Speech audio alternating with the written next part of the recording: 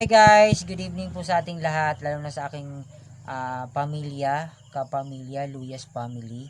I just want to inform you guys that our reunion na-postpone po siya. Dapat kasi ngayon ay nakaschedule na yun na this month.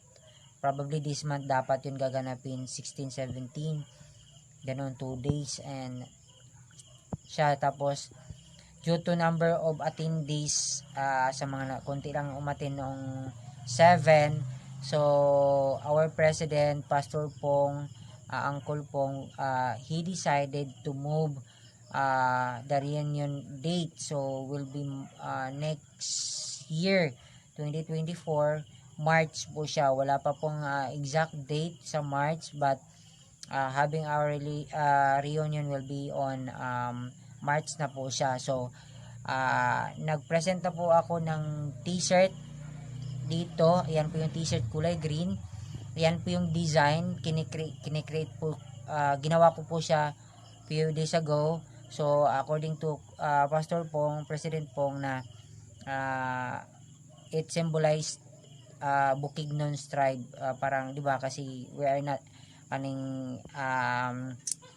tawag nito, it represents our roots, ganon. Regarding dyan sa t-shirt na yan, wala pa po tayong exact amount kung magkano yung paggawa niyan, magkano ang price, kasi magkambas pa po kami. So antabayan nyo lang sa GC, stay tuned lang doon para anytime na mag-update ako, anytime na maglapag ako doon about sa t-shirt.